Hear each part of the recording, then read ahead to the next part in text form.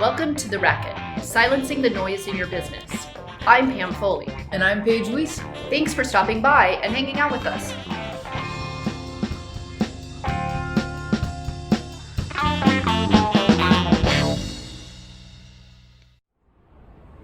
Hi everybody, and welcome back. We're so glad that you're here, and I'm super excited today to talk about our topic. It's marketing and what it is and why do I need it, which I think is a question for every entrepreneur. But first, hey Paige, how's it going? Good, how are you? Good. It feels like we haven't been in here in a while, but I think we've been spring breaking, and I hope all of you guys are having a good spring break as well. For sure, I know we definitely took a little bit of time off for that, so. Yeah, I know, it's been crazy, but now the sun's out and flowers are starting to bloom, and it's time to get back at it and thinking about our businesses and building things. And I know while I've been away-ish and thinking, not that I've been away from my business, I definitely haven't, and I know you haven't. No, I'm definitely not away from it. Yeah, but while I've been away, a lot of people have been asking about marketing. Okay. And I think it's a topic that entrepreneurs always worry about. But we see it pick up more right now too. Like, right, it's they kind of get through the first couple of months to see what's going on with the business, and then businesses will be like, "Oh, we need to start doing some marketing," or "Oh, like." We see a larger pickup, or a lot of contractors are starting to go back to work now. So it's definitely something that comes up for us a lot right now as well. Really? That's super interesting that marketing is cyclical. Who knew? I Yeah, didn't know that. Yeah. And it is in any case, like if we talk about e-commerce, that gets down into like online shopping and sales. Oh yeah, we're definitely going to talk about that. Then it's very seasonal and towards the end of the year, you know, so there are definitely seasons in how marketing flows and what to be doing when. Wow. We noticed like drop-offs for summer. A lot of like nail salons or spas, med spas and that sort of stuff see a decline because all the parents are now staying home with their kids. And so, you know, like you really start to see it all, and you have to start to plan for that, and how do we make sure that those businesses either make enough money throughout the year that they don't notice it as much, or how do we drive sales so that they're getting more and more over that period of time. Oh, super interesting. I can't wait. And all of our listeners should know that this is going to be a multi-episode series because marketing is so important. There's so much to it. So we're going to talk about not only digital marketing, which Paige is definitely an expert in, but we're going to talk about networking and print and email, social, personal. I was just talking to someone yesterday who's learning about pop buys, which is a big thing in real estate. Mm-hmm. But it's in other industries too, but it's like personal marketing. It's picking up the phone, which is not my favorite. Not my favorite. And the difference of marketing and sales and merchandise. I wear t-shirts a lot. If you watch our YouTube, I'm not wearing it today, but I do wear t-shirts a lot that say my logo. So merchandise, some people do that, or books, branding. So many options. So I really think we're definitely also should talk about the difference between, good point, sales, marketing, and branding even, and what those are, because I think a lot of our listeners might not even know that. Right, and a lot of times, I mean, branding does fall into its own category, but how you brand definitely falls into marketing too. Yeah. And so it's one of those that they do need to go hand in hand to some extent. Right, so let's talk about all of that, but before we do, everybody always knows that we have to have a word of the day, and our word of the day this episode is brave. Yay, brave, because it is super brave to step out into the world, to take a chance financially and personally. I mean, it's really, you're putting yourself out there and you're saying, this business is for real and I'm going to invest in it, and however you choose to invest in it to get it growing. Yeah. And it's scary for a lot of people. It's really scary, and you know, like they just want to see the results right away from it because they are taking that financial risk. And you know, one thing I've learned over time is it doesn't necessarily come back overnight. And so I know sometimes it does, sometimes it doesn't. That's just better, Paige. That's just better. And it's totally one of those things that if you're going to take that risk, you got to be brave and kind of be ready to believe in yourself, believe in your product, and at the same time weather that storm a little bit to really see that momentum hit. I talk to my team right now a lot and just keep telling them, like, everything we've been doing for the past year and a half, 2 years is finally, like, it's all finally hitting. And yeah, I mean, it was a lot of me writing it out, taking risks, maybe investing more in different things, but it all just started to hit, and you can see it, and it feels great when it does it. It didn't happen overnight. Yes, and I think that's a really good perspective, because you're in a position now where things are really growing, Mm-hmm. and it took a long time. I think we should talk about your marketing journey too. Absolutely. In fact, maybe, do you want to tell us a little bit about your marketing journey, or should we start defining terms first? What do you like? No, let's go ahead and we'll start with that. We'll start about mine, yours, and then we'll dive into some terms. Let's do it. My journey really started with, I didn't have any money at all to start a business. I didn't have anything. I was a college kid, just got done with school, had already been laid off twice, and was like, what do you do with this? So I learned to really just work the system of Craigslist at the time, which you can't do anymore. It is just not an option to work it the way that I did. But I just learned every little thing that I could, and really kept paying attention to, this isn't working, why not? Others are making this work, but why is it not working for me? So I just kept staying persistent and trying different things and making my ad stand out over other people, and seeing what other people were doing and implementing it into what I was doing. And ultimate DIY. Yeah, I did it myself like crazy. I mean, I probably had like 4 Craigslist accounts. Wow. Was posting several times a day because of it. Like everything. I knew I'd have it in my calendar when ads would turn off to turn ads right back on. System down. And that was a lot of time though for me to go and learn all of that, to put the time in, to have the reminders that say turn an ad on or off, do this, do that. And so, but for me it worked because I didn't have to necessarily pay for that marketing. Right. And then as we continued to use that method for a bit, it turned into a lot of referrals.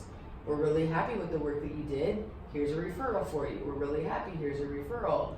So then it was a lot of, how do I continue to nurture the referrals? And it hit the point, I think, after about a year and a half of advertising like that on Craigslist, that I finally was like, I don't have time. I can't continue to do this, and the referrals had finally taken over. But that goes back to what we were just saying earlier, is it took a year and a half. It wasn't overnight that I just randomly got all these clients. And so, and I also had to prove myself along the way. I can do the work. I know what's going on. So on some level, you were doing relationship marketing at the same time. You were learning, you were teaching yourself digital marketing. Yeah. I was learning how the marketing piece worked. I was learning how websites worked. I didn't know when I started this how it worked. I was just like, a client wants to hire me, great, I'll figure it out. Here we go.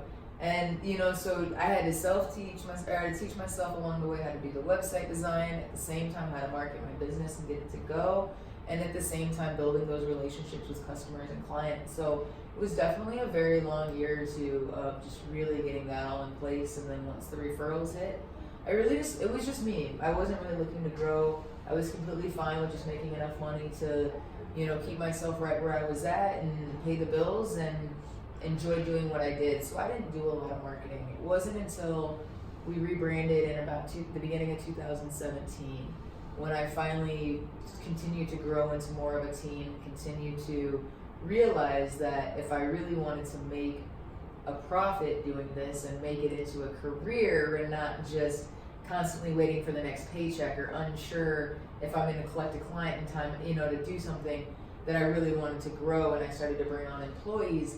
That's when my marketing kicked in. Otherwise, it was a lot of just referral and customer relations, follow-ups, that sort of thing. I think that's a super great point, because I think that a lot of people who are service-based businesses instead of product-based businesses, you do have to make a decision at some point if you're willing to be the person that's chasing one person and then the next and then the next. Or do you want to grow into having a paycheck and making it a career?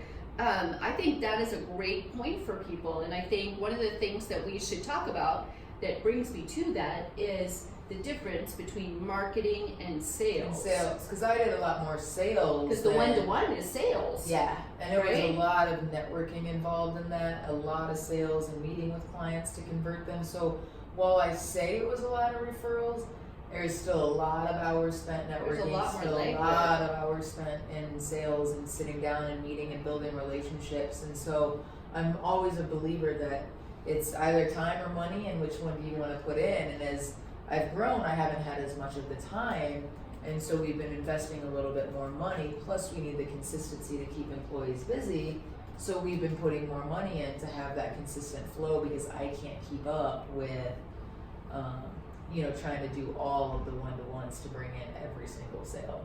Right, yes. So tell me, what is your definition of a sale? Being in sales. And being in sales, I would say that it really is making that, like closing that client and saying, great, we're going to bring you on as a client now, and making that conversation have that you do the sales, as opposed to marketing, which is more acquiring, in my opinion, the potential to have that sale. So if I'm not marketing, then I'm not putting people in front of me to close the sale or to sell our products. And marketing, though, is that exposure and getting in front of the people to even know about your product or service, the importance, why they need it. And so that's where I really feel that sales and marketing are two different things. I completely agree. And while Paige was explaining what she was thinking, I decided to Google what the dictionary. I know I do. That's me. Anybody who knows me know that's me. But to sell, the dictionary tells me is to transfer or render goods or services to another in exchange for money, and to dispose of it to a purchaser for a price. Like, he sold me the car for $1,000. And I think that that's so true. I think that particularly in services, but I think a lot in products as well, as entrepreneurs, people who are chasing that one-to-one client, and you're networking, and you're a lot of glad handing and shaking hands, and just trying to get in front of every person that you meet in hopes that you can sell them. Like, they might not need your service, so you're just chasing down this path that you're just like, why is it not going anywhere? Why? And at the end of the day, it could just be because you're not in front of the right people. And so the marketing helps you get in front of the right people, and then the sales allows you to finally make that close. And the marketing, it says, is the total of activities involved in the transfer of goods from the producer or seller to the consumer or buyer, including advertising, shipping, storing, and selling. So it's about bringing something to the market and making the market aware it's there. I feel like, so a way that happens is, let's take the auto dealer, for example. They have sales guys on the lot to sell you that car the second you show up. Yes. They are all over, and that is pretty much their only job, is to sell you that product. However, if the auto dealer or the car brand, like the make, doesn't promote it at all, you're not going to know that there's a new Toyota out. You're not going to know that there's a special going on. You're not going to know that dealership is down the street. And so if they're not doing the marketing on the front end to gain the exposure, then no one's going to show up at their lot for the salesperson to do their job. So I think that's where getting that exposure and getting in front of people with the marketing efforts are so important. And what we're going to talk about is the different ways you can do it, because it isn't just advertising online or just networking. Right, There's there is so no many just ways. Yeah. And then what's the right one for your company? And but then it is completely different than sales at the end of the day. Yeah, you're right, because you wouldn't, I love that analogy, because you wouldn't even be at the car dealership to be attacked by the sales guys if the marketing people hadn't told you it was there and encouraged you in a nice way, developed a reputation. You're like, oh man, I need to buy a new car. But you need to know they exist. You still need to know that dealership is there, or what they're going to offer, or what are the makes and models that they have, and all of that comes down to marketing. Oh, I agree. And when I was in real estate, someone once said to me, don't be a secret agent. I think it's so true for so many businesses, right? As they have these awesome businesses and no one knows they exist. We see it way too often that they build the site and they just don't know where they exist and what's going on. So it definitely is something that we need to. So let's talk about some of the different ways that we can market it and how we would even go about it.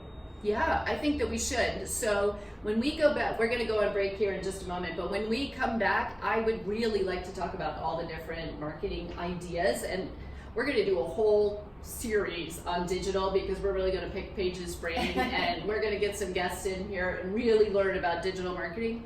But I also think we should talk about networking and print marketing and even personal marketing, where you go and, you know, pop buys are really big in some industries, where you go out and bring them a little gift, or the dreaded phone calls. I don't know anybody who likes those. Yes, and that's more maybe sales than marketing, but it's partially marketing because you need to get your name out there, and merchandise like the t-shirts that I was talking about, I wear, or pens and books and other ideas that we might happen to think of. But let's talk about that when we get back. Perfect. Let's go ahead and we'll take a short break. We'll hear a word from our sponsors, and then we'll come back. Great. Thanks. Hey everyone, this is Kyle with Outdoor Mindset. We are an outdoor-focused community for people affected by neurological challenges, both diagnosed individuals as well as their supporters. And we believe strongly in the positive power of the outdoors and community, and strive to enhance quality of life through a common passion for the outdoors. We do this through regional outdoor meetup groups, our adventure scholarships, and the connections made within the Outdoor Mindset community. So if you've been diagnosed with a neurological challenge, or you know someone who has, we welcome you to join our community at outdoormindset.org and follow along on Instagram, Facebook, and Twitter. I hope to see you all outdoors very soon. All right, well, welcome back, and we're ready to move in and talking a little bit more about networking and some of the keys of how to make that be a little more successful, and how to network in the right spots. I know you do a great deal of it. I used to, but I haven't done as much. Again, the time versus money thing, I haven't been able to find the time to, but I can. And I think that's such an interesting point, because you're right, and I think our listeners, let's just remind them that you're a little further down the road in your business, and so you've already made that jump into, you're not networking, which is sort of early marketing, it's baby marketing, and gone into digital marketing and really bringing a lot of people in. Right. And I'm a little bit earlier, and I'm just now coming to that point, and I'm actually making steps that we'll talk about to get into the next level. Right. But we both started doing a lot of networking. So I think that is the perfect place for us to start talking about marketing, because the beauty of networking is, in a lot of cases, it's inexpensive. It's time consuming, but it's inexpensive because you're really spending all of your time getting to know people and talking about your business and shaking hands. Well, and it's a lot of people with networking is know, like, and trust. Yes. So as you're just starting off a business, or you're just, in that phase where you're looking for some more clients but don't necessarily want to spend a lot of money on marketing, building relationships goes a long ways. I think one thing I pulled out of networking, though, was how do you walk into the room and find the power partners, not your next client. And too many people go to networking to show up, get everyone's business cards, and leave and hope that they're going to be the next client. And that's not really what building relationships or customer, relation marketing is. It really is, wow, for example, you and I met at a networking event. Yes, we did. And wow, great, we both have a lot in common. We're both at different phases. This could be a really great thing that we both wanted to do. Let's do it together. But much more power partners than next clients. But I didn't go into it and go, how can I be a client, or how can Pam be my client, or anything like that. Right. And that is, I think, if I had one tip for networking, it would be mindful in who you're going to meet, and know that you're looking for these specific people to partner with. It doesn't have to be on a podcast. It doesn't have to be even in partnering services. They are the ones talking and building the relationship with your ideal client. So when they refer you, you've already got the trust behind you. And so it is a lot of know, like, and trust is what you're doing with the networking side. I totally agree, and I think you've really hit the proverbial nail on the head, that the point of networking really should not be about walking into the room and seeing everybody as the next client, and then back to your analogy about the car salesman, right? All of a sudden you're that person, and you're kind of, nobody wants to hang out with you because all you're doing is selling. Just selling, nonstop. But relationship marketing, which is really what networking is really about getting to know people and not selling to them, but eventually finding how you can be a power partner, and they're going to refer you. And that is a huge thing, because networking can really grow your business inexpensively if you It's know one how of to both do of it ours. correctly, You right? know? But you see people who, you're exactly right, they leave with a stack of business cards and you know nothing's ever going to happen. Or a lot of times we hear like, oh, I've tried networking, it just doesn't work. And it really comes down to, are you in the right area? There are so many networking groups out there, it's not even funny. But who is your target audience? And when you go to that event, again, be mindful. When you show up, is your target audience even in the room or not? Yeah, and I think that goes back to one of our earlier episodes that you guys can check out in the library when we talked about your ideal client and understanding who your ideal client is, and then figuring out where your ideal client hangs out. And if you see a networking group where they hang out, that's great to go. But you might actually find a place where professionals can help you out and move your business. But you need to do your homework to make sure you're absolutely right. Do your homework to make sure that you're in the right place. Well, so when I first started networking, it worked because I worked with a lot of entrepreneurs and startups. It was exactly our target client. So anytime I showed up to these events, any of the networking events, my target audience is sitting there. As I continue to grow and we moved into a little bit more mid-sized businesses or, 2 to 10 employees, whatever that looks like, those people aren't necessarily networking anymore. So we have to shift as our business shift to go into a different market because it was just wasting time at that point to show up to the networking events because they weren't there. Others could be, I know there's a networking group in town that is much more for business to consumer type of marketing, which is, selling your goods or products to a consumer. I also know there's a networking event that's strictly for business to business marketing. And so you have to decide what type of target audience are you showing up for. So you need to know who your ideal client is. client Are you going to go meet a bunch of sales reps or are you going to go meet a bunch of business owners? And that starts to shape and shift where your time is spent, and you can really start to maximize your networking without having to go to every single networking event to make Yes, because there are only so many hours in the day. For sure. So let's talk a little bit about what kind of networking groups people can choose from, because you're right, there are so many. There's so many.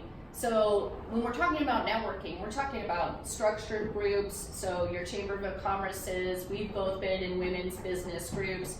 There are a million different business groups, but they're very structured and they target certain people. You get leads groups, again, very, very structured in their process and the way they work. Sometimes the chambers have their own individual leads groups, others are just individual leads groups on their own. Right, and that's a place that people can look for because a lot of times those are industry specific versus sometimes structured groups maybe aren't, but they're targeting just women or just whatever. I find like a lot of morning and lunch ones are much more industry specific, but if you go to a lot of evening networking groups, those are going to be more open to just everybody.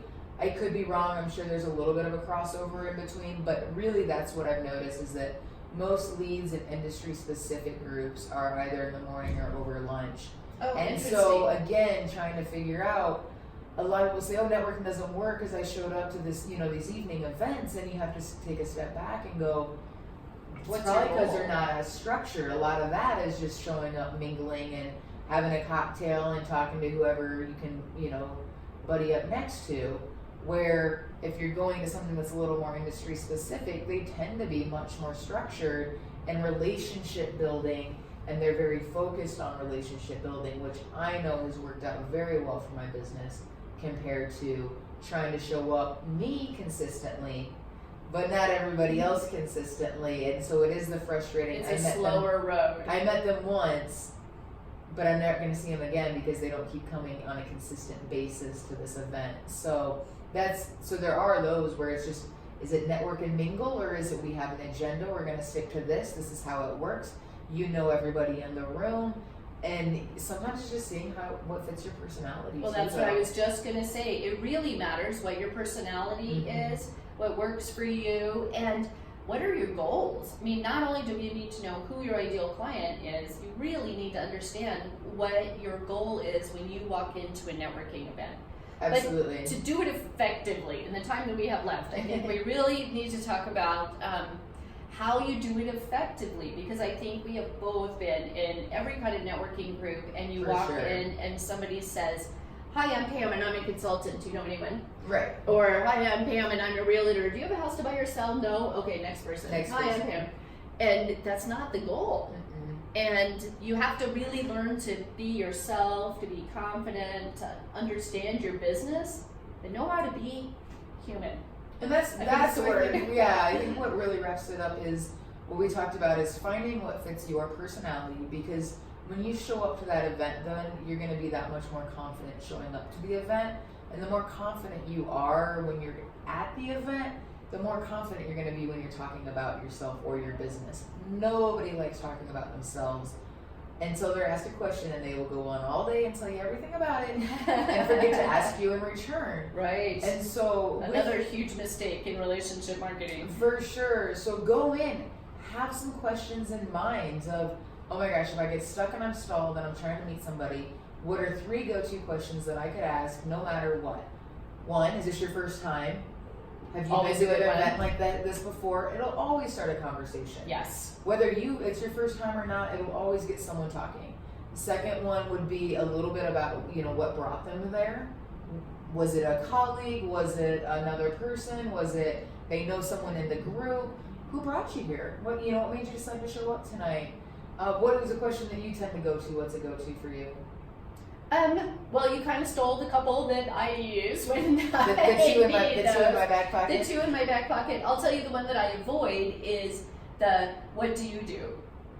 Because I think that again goes straight to selling and not developing the relationship. It gives them the opportunity to start selling you, Right. or it lets them know that maybe that's what you're interested in. That's what you're interested in, and I think it just speaks to the wrong goal. Mm-hmm. But I think really, when we're talking about all of this, I think the takeaways are: know your ideal client, know your the networking group, do your Mhm. homework, right? Right. And then have some backup questions. I love that, because especially people who aren't naturally outgoing, I think that's so helpful. And another one to avoid would be, how are you?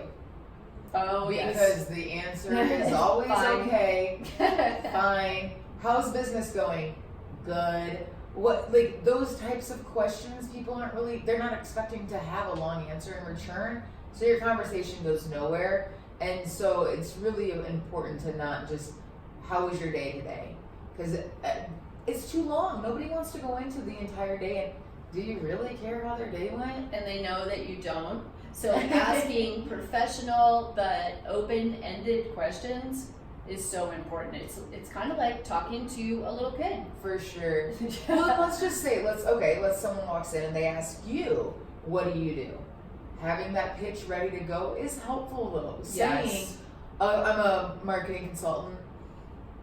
Okay, there's probably 4 others in the room if you're going to that type of event. So what makes you stand out? Or I'm a consultant of what kind? What Right. kind? And again, if And I so you am need to have that interested, answer. what makes you different? So why don't you talk about a little bit more about how you develop your 30-second pitch, if you will, want to call it that. Right, because everybody knows that a 30-second pitch or spiel is part of networking groups. In fact, in a lot of networking groups, you literally stand up and give your 30-second spiel. Mm-hmm. And in other ones, it's definitely with the glass of wine in one hand and the appetizer plate in the other, and you're giving your 30 Probably seconds. food in your mouth, Yeah. right, as they ask Right. you. While you're doing all of that, and people ask me all the time about a 30-second spiel, and the tips that I like to give people are: make it about the person that you're talking to. Mm-hmm. So it's not, I'm Pam and I am a business development and inclusion consultant and I have these degrees and I can do this. It's really about, I can help people like you who are seeking to make more money and are seeking to, I won't give you my whole spiel, but that it's about the pain points that I know the people in the room have, because I've done my homework and know that I'm in the right networking group. So you sometimes shift your spiel depending on what type of group you're into. Yes, Is that, yeah? right, because the target audience, and you guys can't see me, but I just did air quotes because I'm that person. And but the target person there might be different, right? Is it a time that I am doing that business to consumer and I'm really looking for that time and money exchange, and I understand when I'm talking to them that really they could be a one-on-one client because I have a service business, or is it a power partner situation where somebody is much more of a business person, it's more business to business, and I want to develop a relationship and reputation with them that will help me. One's a sprint and one's a marathon. And the sprint is easy, quick money to get the one-on-ones, and the marathon is the power partner, developing the relationship. But they will pay off in the long run. Again, right? Yes. It doesn't. They want the overnight, so they chase all these sales with the one-to-ones. But really, the long payoff is the power partners. Again, it's one so of the true. things that's coming around is we've got more power partners than ever. So what happens? We have more leads coming in the door because, like that I'm not having to go chase every single one of them. And so in part because you did networking right. And because we built those relationships along the way. We built the trust. We built the, oh wow, we've got this in common, great. Whatever it is, they've seen our work. They know and they're confident referring us. And so, I get it. Building those power partners are hard, and it does. And sometimes I'm like, why am I always the one following up? But then I remind myself, it's because I saw the opportunity that would be created if we did work together, and I saw how I can help their clients. And now that they finally see it, they're very happy, and they really are excited that we built that relationship. So, I love that you can speak to that. Because it is hard, and sometimes you really do think I would rather be at home eating pizza and watching TV. Right? But it works in the end. Or some people get super nervous, and I think one thing that helped me really get over networking, because trust me, even this sometimes gets a little out of my element. But one thing I realized is, as scared as I was, just about everybody else in the room was just as scared to go say hi or get into a conversation or to just go wiggle your way in between a slightly open space between two people. Yes, it seems weird that you're dropping in on a conversation. Everyone's there to network, though. They should be open to letting you come in, or sometimes they'll stop the conversation and invite you in. But either way, everyone else is just as nervous. So suck it up, put the smile on, and just be yourself and have that confidence, because it may not be that you show up and get a sale from every time you go networking, but it will pay off in the long run. I completely agree, and really know your audience and understand. If you're looking for a one-to-one sale, great. Go there knowing that, find your one-on-one clients and make it happen.